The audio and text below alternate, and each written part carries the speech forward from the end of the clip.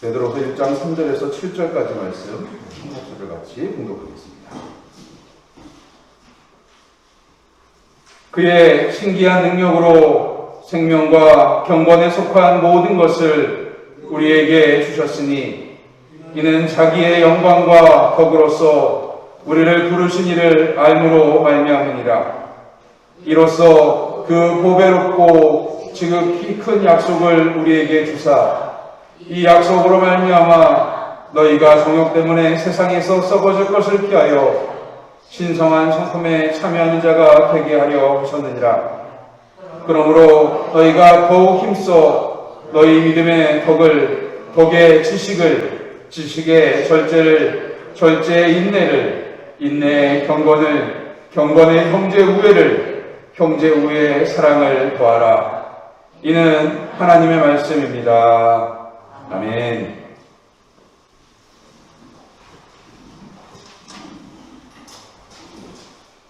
오늘은 우리 감리교회가 지키는 웨슬리 회심 283주년 기념주일입니다.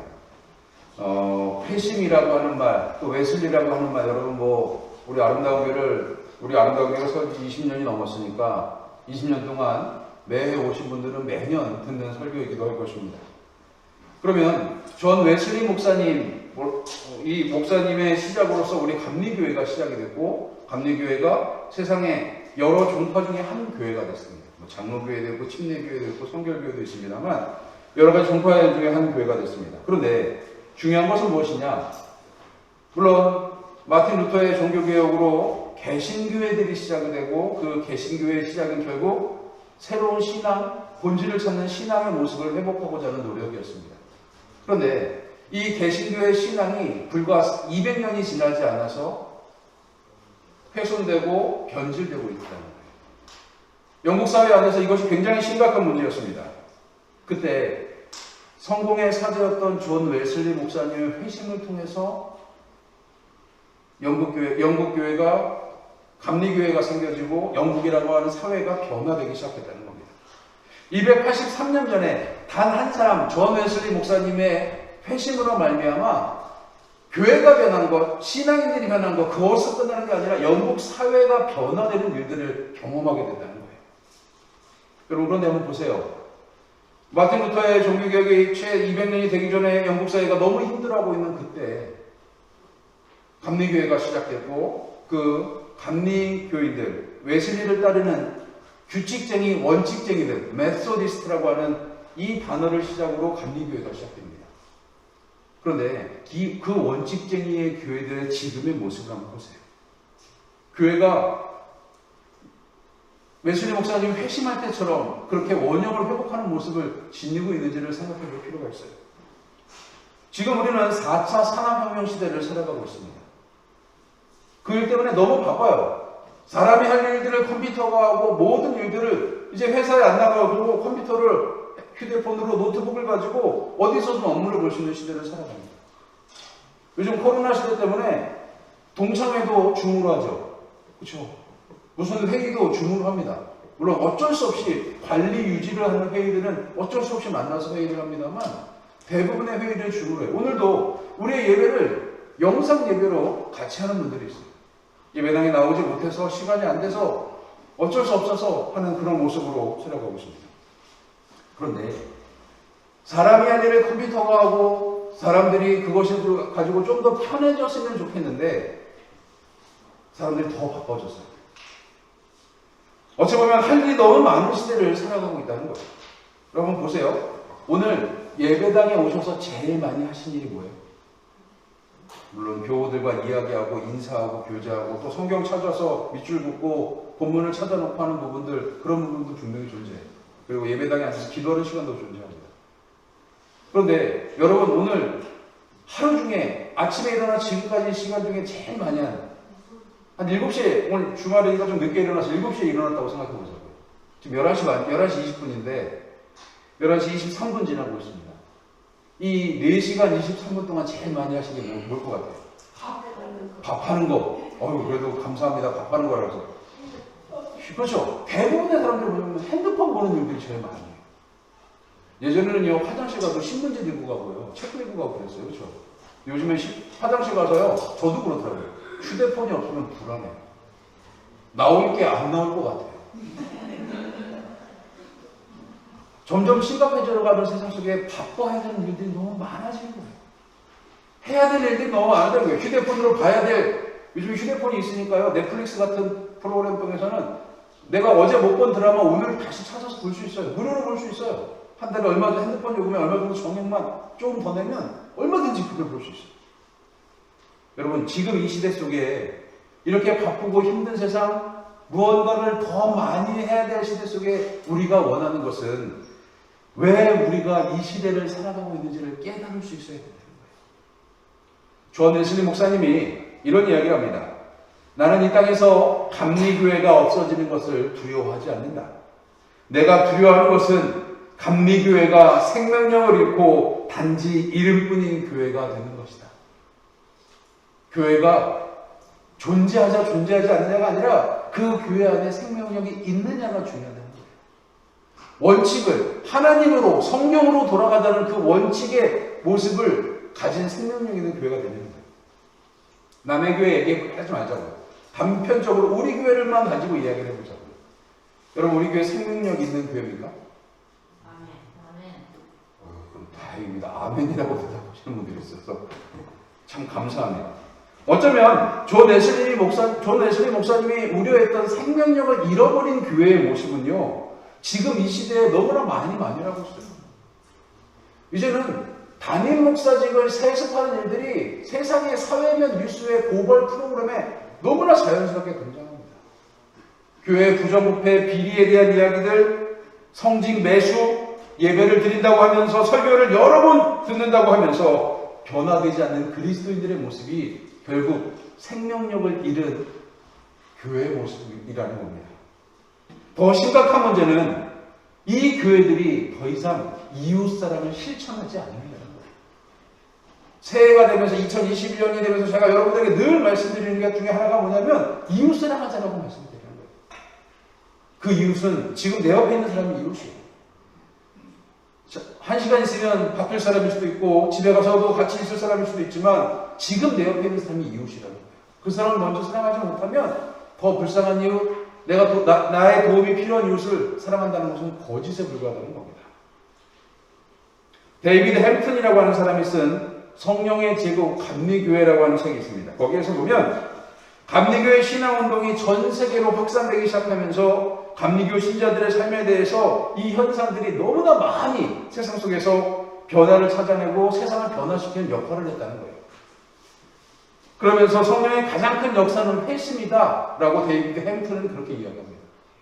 여러분, 그런데 이 모습에서 우리가 잊지 말아야 될 건 뭐냐면 감리교회의 모습이 아니라 감리교회의 정신이 세계를 변화시켰다는 거예요. 1700년대 후반, 1800년대 초반까지 아주 너무나 많은 역할을 하는 모습으로 세계를 곤고하게 만들었다는 거예요. 산업화로 피폐해지고 너무나 바빠진 1700년대 후반의 영국 사회가 감리교회 웨슬리의 회심으로 더 굳건해지는 모습을 갖게 된다는 겁니다. 그런데 이 웨슬리 목사님에 대한 이야기를 좀 먼저 해보려고 하는데 웨슬리 목사님이 4번 정도의 회심을 합니다. 첫 번째 회심은 옥스퍼드 크리스찬 처치, 크라이스트 처치 칼리지, CC라고 하는데 거기에서 공부를 하십니다. 1725년에 그 공부한 이후에 성공의 사제로 임명을 받아요. 그리고 그 시기에 이 목사님이 처음에 회심은 뭐냐면 지성의 회심이에요. 토마스 아켄피스의 그리스도를 본받아 제레미 테일러의 거룩한 삶과 거룩한 죽음, 그리고 윌리엄 로우의 그리스도인의 완전을 읽으면서 신비주의 신앙의 열정을 갖게 되고 신앙에 대한 열정으로 지성적인 회심을 하게 됩니다. 그러면서 이 웨슬리 목사님이 이때부터 하루에 1시간, 많게는 2시간 이상을 매일 기도했어요. 매주 성만찬을 행했고 모든 말과 행동에서 죄를 짓지 않으려고 애를 쓰고 부단히 노력했습니다. 이 첫 번째 신앙의 각성은 그의 생애의 중대한 생애의 전환점이 됩니다. 하나님께 생애 전체를 드리고자 약정했던 사제의 모습이 결국 완전한 헌신을 결심하고 결정적인 회심을 시작하게 만들었어요.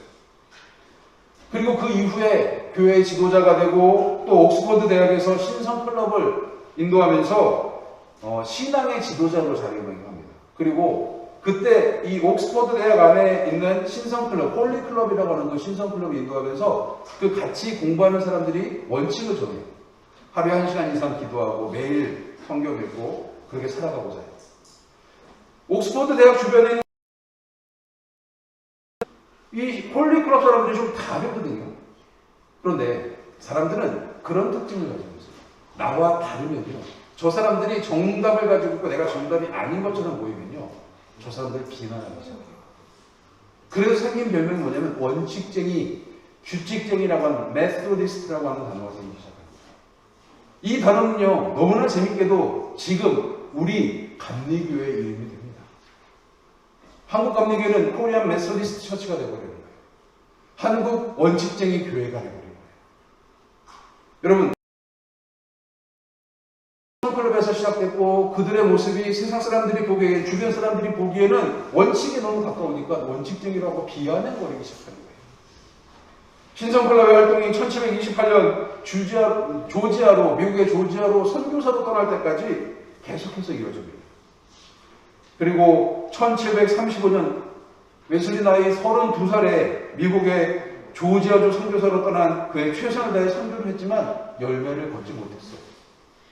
2년 만에 귀국합니다. 선교를 실패했다는 자책감을 가지고 시기에 빠져서 영적인 어떤 침체기를 갖게 됩니다. 그러다가 1738년 5월 24일, 원칙적으로는 내일이에요. 5월 24일 저녁에 올드 스케이트 거리에 있는 모라비안 교도들의 집회에 참석합니다. 그때 당시 모라비안들은요, 영지주의자 혹은 신비주의자라고 해서 약간 이단에 속하는 사람들로 분류되고 있던 사람들이었어요. 그런데 웨슬리 목사님 이 모라비안 교도들과 왜 친해졌냐면 미국에 갔다가 돌아오는 배 안에서 그들과 교제를 해요. 그들과 거기서 예배하고 성만찬을 나누는 거예요. 그러다 보니까 모라비안 교도들이 집회를 한다니까 거기에 갔어요. 그런데 거기에 가서 다른 거 아무것도 없습니다. 마틴 루터가 쓴 로마서 주석의 서문을 읽다가 가슴이 뜨거워지기 시작합니다. 너무 뜨거워져서 견딜 수 없을 정도로 뜨거워지는 생애의 전환점을 다시금 경험하게 됩니다. 여기까지가 우리가 알고 있는 웨슬리의 회심에 대한 이야기입니다. 지성적인 회심, 토마스 아퀴비스의 그리스도를 본받아 이런 책들을 읽으면서 지성적인 회심을 했다면 이제 영적인 회심을 해서 매년 한국 감리교회는, 아니 전 세계 감리교회는 5월 24일에 가까운 주일을 웨슬리 회심 기념주일로 줍니다. 우리가 일반적으로 웨슬리 회심에 대해서는 여기까지밖에 알지 못해요. 그러나 이후에 웨슬리 회심은 계속해서 반복됩니다. 1739년 1월 1일 저녁에 친구들과 함께 식사를 합니다. 메서, 홀, 킨친, 잉햄, 휘필드, 허친스라고 하는 사람들과 함께 웨슬리 형제들과 이 런던의 페터레인이라고 하는 곳에 모여서 식사를 해요. 그리고 그 식사 후에 교제를 나누기 시작합니다. 근데 웨슬리의 교제는 좀 우리의 교제랑 좀 달랐던 것 같아요. 그 교제가 끝난 이후에 새벽 1시까지 기도를 합니다. 새벽 1시에 기도를 시작합니다. 그리고 새벽 3시경에 웨슬리가 당시의 경험을 일기장에 이렇게 써놓습니다. 새벽 3시경 우리는 기도를 지속하였고 하나님의 능력이 힘차게 우리 위에 임했다. 많은 이들이 넘치는 기쁨으로 소리쳤고 바닥에 쓰러졌다. 성령의 임재를 또 체험합니다. 위로부터 성령이 임하는 것입니다. 사람들이 성령의 이름을 부르기 시작하고 성령의 회심을 경험하기 시작하면서 쓰러지고 환상을 보고 하는 일들을 경험하기 시작하는 거예요. 여기까지의 회심은 그리스도인들이 대부분 경험하는 회심의 비슷한 모습입니다. 웨슬리를 웨슬리 되게 한 또 하나의 회심이 있었는데 그것은 바로 사명적 회심입니다. 성령 충만을 입어서 홀리클럽 원칙쟁이의 모습을 가지고 그렇게 살아가던 웨슬리가 성공의 사자로 살아가길 원했어요. 그냥 원칙쟁이 메소디스트라고 하는 이름을 불리면서 비아냥거리든 말든 나는 성경의 원칙대로 살겠다라고 이야기를 해요. 그러다가 1739년 4월 1일에 조지 휘필드라고 하는 당시에는 가장 유명한 설교가였어요. 이 조지 휘필드가 웨슬리에게 찾아옵니다. 그리고 이야기하게 뭐라냐면 저 탄광촌에 가서 좀 설교 좀 해주라. 저 탄광촌에 가면 설교를 듣고 싶은데 교회가 없어서 예배를 못 드리는 사람이 너무 많다. 웨슬리 목사, 당신이 설교를 잘하니까 저기 가서 설교를 좀 해줘라 라고 이야기해요. 근데 도착을 해보니까 교회가 없어요. 어디서 설교를 해야 될까요? 길거리에서 설교를 합니다. 웨슬리가 훗날에 나중에는 공동묘지에서 그 비석을 밟고 그 위에 설교를 하기도 합니다. 웨슬리의 사명적인 심의 시작이 바로 이 조지 휘필드의 공명에서부터 있었기 때문에 저기에 이웃들이 버려져 있으니까 가서 웨슬리는 내키지 않았습니다. 광부들을 상대로 설교한다는 것, 그 당시 광부들은요 기초교육을 받지 못했기 때문에 성경적인 언어들이나 옥스퍼드를 나온 웨슬리의 언어를 이해하지 못할 것이라고 웨슬리는 스스로 생각했을 거예요. 하지만 그곳에 가서 설교를 시작했습니다. 그런데 그 자리에서 조지 휘필드의 강권에 못 이겨서 억지로 떠밀려서 간 그곳에서 설교를 시작하자마자 깜짝 놀랄 만한 일이 벌어지기 시작합니다. 웨슬리는 그 일로 충격을 받았습니다. 교회 밖에서 고통받는 사람들이 너무나 많았고 그들이 구원의 복음의 능력을 기다리는 사람들이었고 단 몇 분의 설교를 통해서 그들이 변화되기 시작한 것을 눈으로 보이기 시작합니다. 진담이지 아닌지 구별할 수 없습니다만 웨슬리가 설교한 그곳에 머물러 설교할 동안에 술집 주인들이 웨슬리를 찾아왔대요. 당신 여기를 좀 떠나달라고.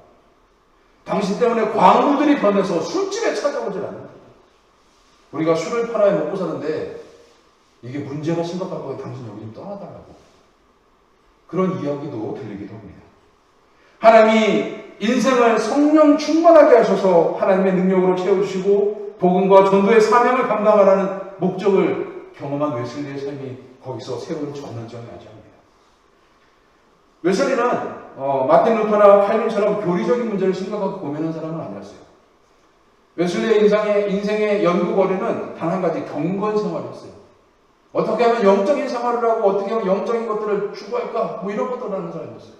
그런데 이 웨슬리가 추구했던 것에 교리들을 좀 정리해보면 공통적으로 등장하는 교리들이 있어요.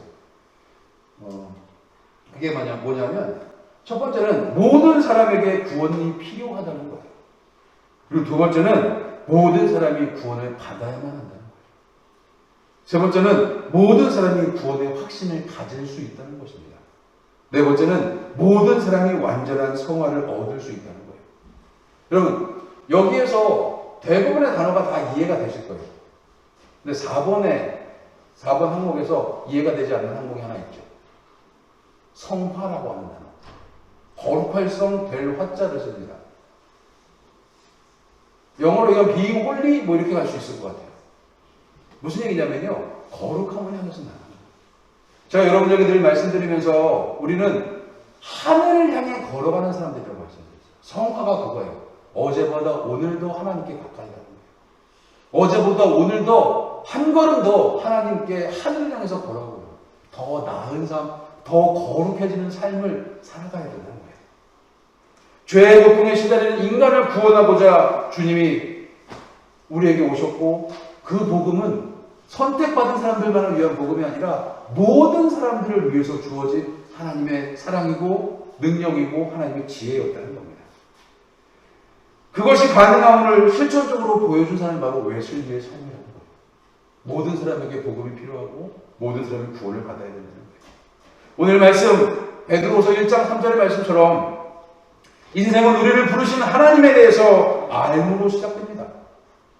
일반적으로 신앙과 이성을 절대적으로 생각하지만 그렇지 않아요. 신앙은 이성에서 분리해서 양자를 적대적으로 간주하면서 맹목적인 신앙과 반지성주의를 몰아가는 게 아니에요. 신앙은요, 이성과 신앙이 공존할 때 가능해요. 예를 한번 들어볼까요? 여러분, 좀 위험한 발언일 수도 있어요. 창조론과 진화론 중에 어떤 게 맞아요? 그죠? 고민이 되시죠? 그냥 예전처럼 그냥 창조론, 진화론 어떤 게 맞아요? 그럼 창조론이에요 라고 얘기할 것 같은데 제가 좀 위험한 발언일 수 있습니다 라고 하고 얘기하니까 여러분 좀 고민하시는 것 같아요. 창조론과 진화론 중에 어떤 게 맞아요? 원칙적으로 창조론이 맞죠. 성경이 말하고 있는 창조론이 맞아요. 그런데 두 가지 다 맞다고 하는 것이 우리들에게는 필요한 시대를 생각하고 있어요. 물론 이게 시대에 따라 달라질 수는 없습니다만 창조신앙을 믿기 때문에 진화론을 배격해야 된다고 생각하는 분들이 있어요. 아니요. 진화론은요, 물론 이론이고 설일 뿐이잖아요. 그런데 중요한 것은 뭐냐면 그 이론이 시작되는 모습들 한번 보자고요. 퇴화된 기록들이 있다는 거예요. 뱀에게 발이 있어요, 없어요? 뱀에게 발이 있어요, 없어요? 잡아보셨어요? 보아뱀이나 큰 뱀 같은 것들을, 아나콘다 그런 큰 뱀들을 잡아서요, 우리로 보면 꼬리로 가는 그 부분을 비늘을 뒤집어 보면 발톱이 하나씩 나요. 나중에 한번 예배 끝나, 지금 검색하지 말고 나중에 한번 검색해요. 보아뱀 발톱 검색하면 나와요. 기록에 나와 있다는 거예요. 옛날에는요, 공룡이, 여러분 공룡이 존재해요, 존재하지 않아요? 지금은 존재하지 않지만 기록에는 존재하고 뼈가 있어요. 그렇죠? 우리가 뭐 주라기 공원이나 뭐 이런 영화들을 보면 공룡이 늘 커다란 비닐을 뭐 가죽을 덮고 막 앞발은 작고 뒷발은 크고 뭐 이런 티라노사우루스를 생각을 해요. 근데 요즘에 공룡에 대해서 연구가 조금 바뀌기 시작합니다. 공룡이 어떻게 생겼을 거라는 거예요. 그렇게 생겼는데 겉은 닭처럼 깃털을 입고 있었을 거예요. 깃털이 덮여 있었을 거예요. 요즘에 공룡의 연구의 모습이 그런 모습인 거예요. 여러분, 진화론은 변하고 있어요. 원칙을 찾아가고 있어요. 그런데 물론 그 진화론의 가장 잘못된 건 뭐냐면 어느 날 우연히 우주에서 빅뱅이 일어나서 그 에너지를 입은 하나의 생명 없는 것들이 생명을 갖게 되고 그것이 변화되고 다세포가 되고 또 진화가 돼서 사람이 돼서 됐다. 물론 이거는 아주 맥락 없는 이야기일 수도 있습니다. 하지만 중요한 것은 뭐냐면 창조는 신앙의 믿음에서 출발하는 것이지만 진화는 과학적인 신념을 가진 가설에 불과하다는 거예요. 창조는 모든 것의 존재 목적이 무엇이냐를 묻는 질문이기도 합니다만 진화는 존재가 어떻게 발전했는지를 역추적하는 이야기일 수도 있다는 거예요. 그러면 창조론을 믿는 우리는 진화론의 일부를 받아들일 줄도 알아야 돼요. 왜? 성경이 말하고 있는 아담과 하와 사건 이후에 뱀이 배로 기어다니게 되는지에 대한 이야기를 믿는 우리는 뱀의 배에 아직도 발톱이 존재한다는 것은 무엇일까를 생각할 줄도 알아야 된다는 거예요. 이성을 맹목적으로 사회적인 이야기들을 성경과 맞지 않는다고 맹목적으로 거부하기 시작하면요, 세상은 고립될 수밖에 없습니다. 하나님을 믿으려면 하나님에 대해서 알아야 합니다. 하나님을 모르면서 하나님을 믿는 것은 거짓된 믿음일 수밖에 없습니다. 하나님이 어떻게 세상을 창조하시는지 우리는 모르잖아요. 성경에 써있는 것이 다 할 거라고 성경적인 세계관 속을 딱 가둬놓고 거기서 이야기하면 성경에서 말하지 않는 것은 거짓이라는 겁니까? 아니잖아요. 말씀에 담긴 뜻을 탐구하고 공부하는 만큼 같은 시대를 살아가는 사람들이 어떤 생각을 하는지를 좀 볼 필요가 있다는 거예요.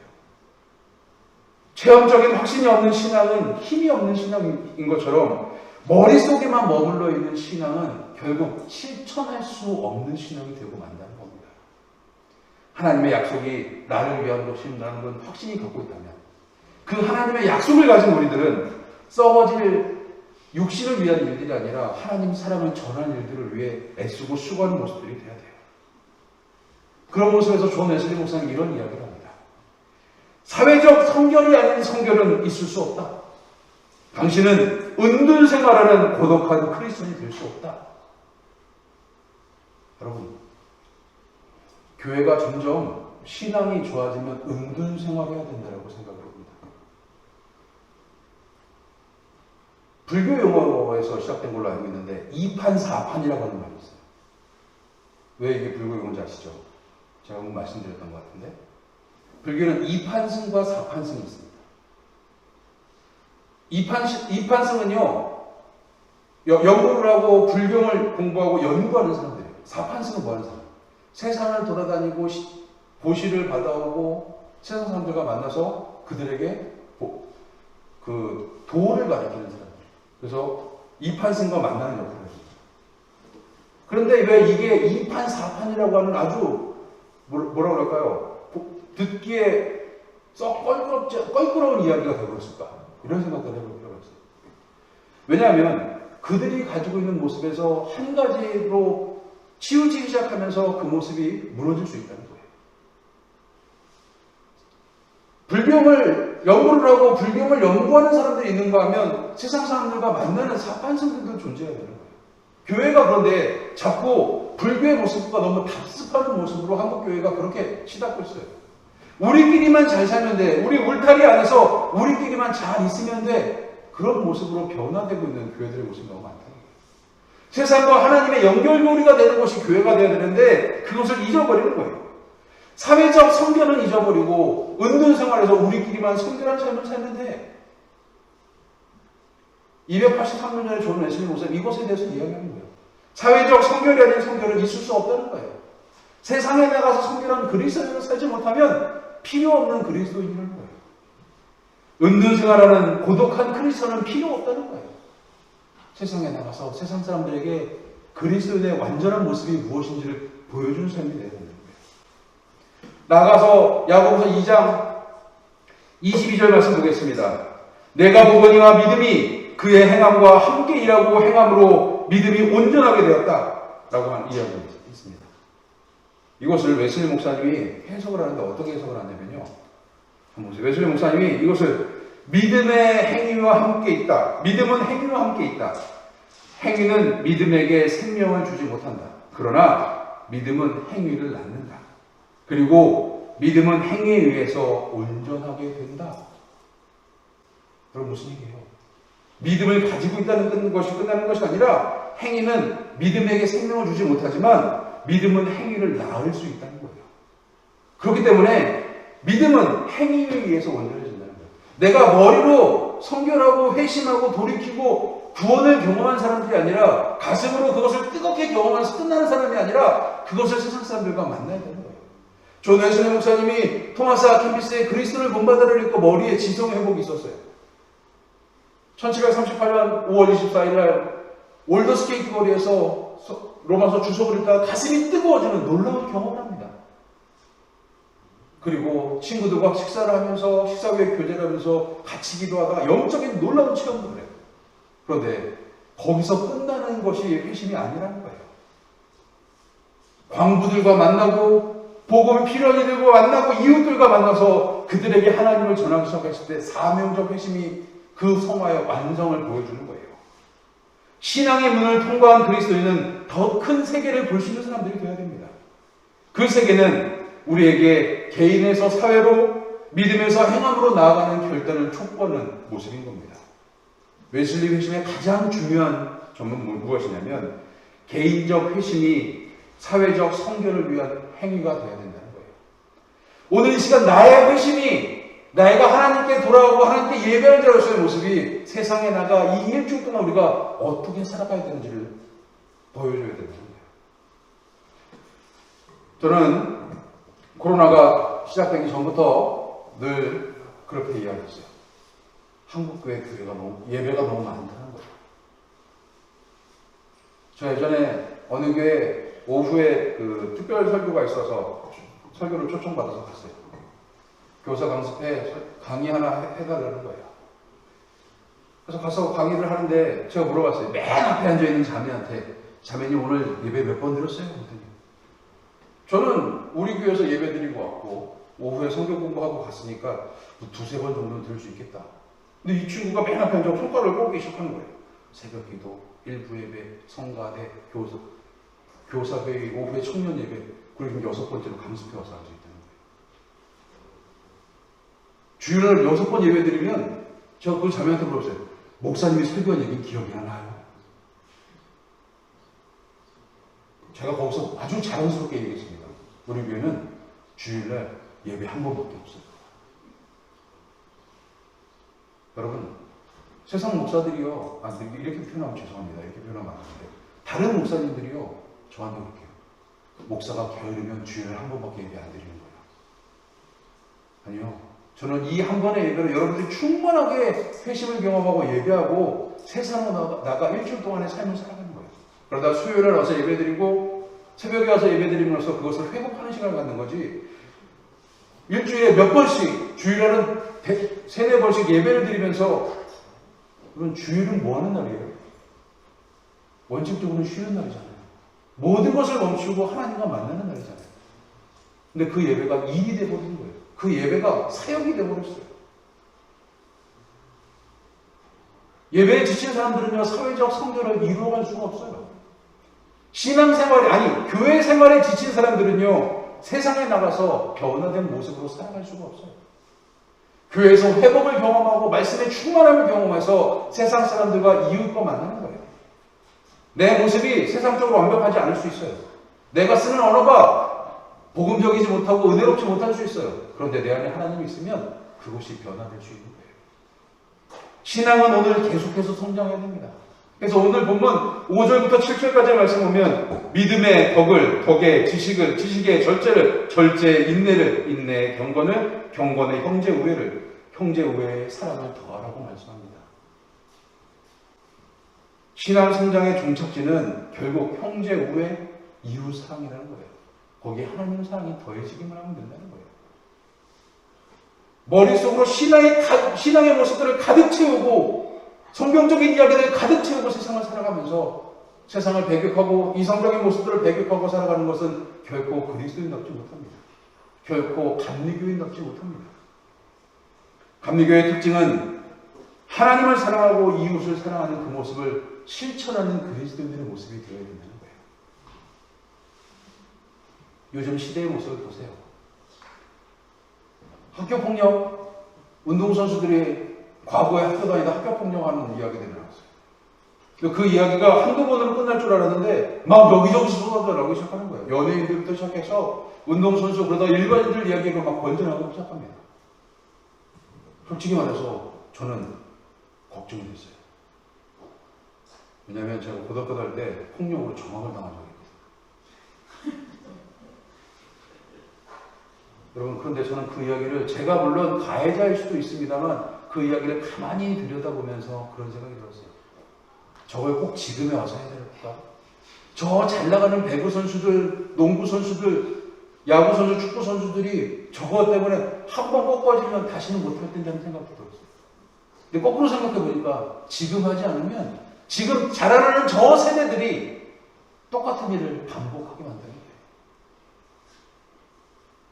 미투, 성적인 폭력에 대한 이야기들, 소수자들에 대한 차별과 혐오에 대한 이야기들, 이런 이야기들에 대해서 교회는 아무것도 하지 않는데 세상은 자전적으로 자기 스스로 정화하려고 애쓰고 있어요. 원칙적인 것을 수정해가는 시대가 되어버렸어요.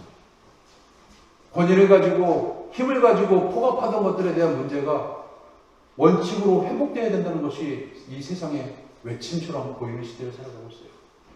이 시대 속에 교회는 뭐하고 있습니까? 교회도, 목사도, 직분자들도 모두 바뀌어야 됩니다. 시대의 요구에 부응하는 교회의 모습, 물론 시대를 따라가서도 안 되고 시대의 눈치를 봐서도 안 되지만 시대와 함께 걸어갈 수 있는 교회가 될 수 있어야만 합니다. 시대를 따라가지 말고 시대를 앞서가는 교회가 되어야만 합니다. 우리가 그렇게 하면 시대가, 세상이 바뀔 수 있어요. 저는 해본 적 없지만 요즘에 올해는 못 가봤습니다만 양양 바닷가에 가서 제가 꼭 들리는 곳이 있어요. 서핑하는 곳인데, 서핑 아시죠? 파도 타기 하는. 한국에서도 이 양양 바닷가에서 그걸 하더라고요. 지나가면서 꼭 차에 앉아서 그 사람들이 서핑하는 걸 이렇게 봐요. 너무 부럽기도 하고 궁금하기도 해요. 내 몸도 뜰까? 그런 궁금하기도 합니다. 그런데 서핑하는 사람들을 가만히 보다 보면 큰 파도가 왔을 때 그 파도를 무서워서 도망가는 게 아니라 그 파도 안으로 들어가 버립니다. 그리고 그 파도 위에 올라서서 그 파도를 타고 가는 거예요. 그걸 너무 즐거워하고 행복한 거예요. 오늘 설교를 준비하다가 존 웨슬리 목사님에 대한 이야기를 적어가다가 양양 바닷가에서 서핑하는 사람들이 생각이 났습니다. 283년 전 영국 사회에서, 영국에서 일어난 웨슬리 목사님은 회심이라고 하는 파도에 올라타기를 원했어요. 지금 이 파도가 우리에게도 와 있습니다. 학교 폭력, 미투, 성적인 이야기, 폭악과 여러 가지 차별받고 소외된 사람들에 대한 이야기, 나그네와 이웃된 이들에 대한 이야기로 우리에게 다가오고 있어요. 교회는 이것을 외면하는 교회가 되서는 안 됩니다. 그 풍랑에 올라타서 그곳에서 복음이 무엇인지를, 이웃사랑이 무엇인지를 보여주는 교회가 될 수 있어야 된다는 거예요.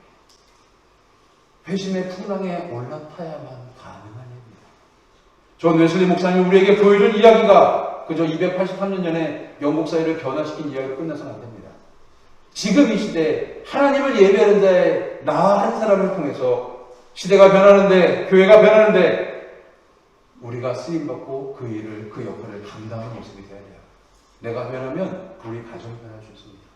우리 가정이 변하면 우리 동네가 변할 수 있어요. 우리 동네가 변하면 우리 나라가 변할 수 있습니다. 나 한 사람의 변화를 시작으로, 우리 몇 사람의 변화를 시작으로 이 시대가 변화될 수 있을 줄 믿습니다.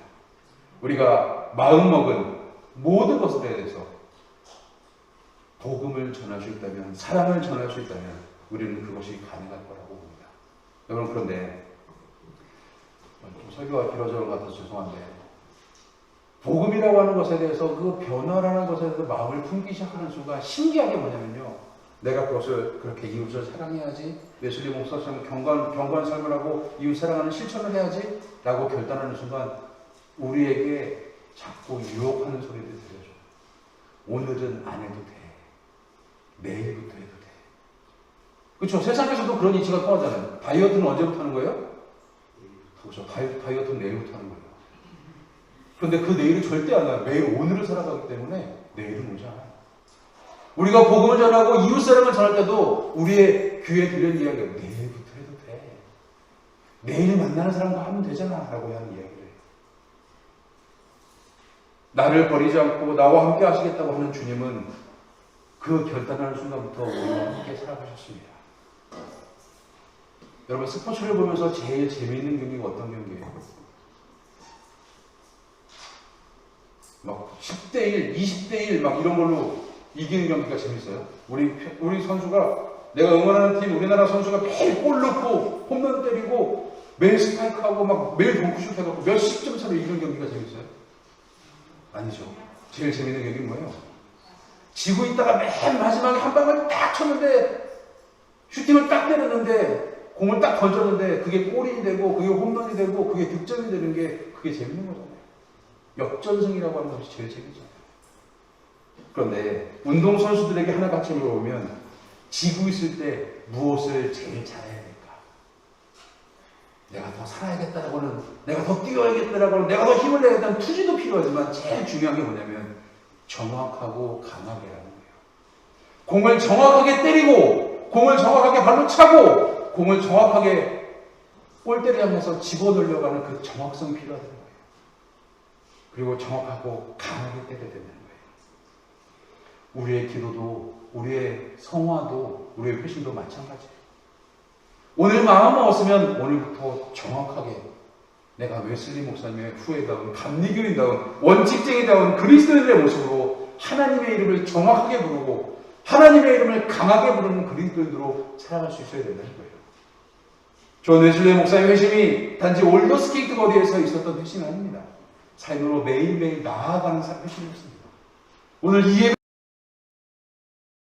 강하게 하나님의 이름을 부를 때 하나님 우리와 함께 하시고 우리 삶의 새로운 변화와 새로운 역전승에 놀라운 은혜를 임하게 하실 줄을 믿습니다. 이 파도 위에서, 이 풍랑 위에서 주님이 함께 하시는 세상을 변화시키기 위해서 애쓰는 우리 아름다운 가족들 되시기를 주님의 이름으로 간절히 축원합니다. 기도하겠습니다.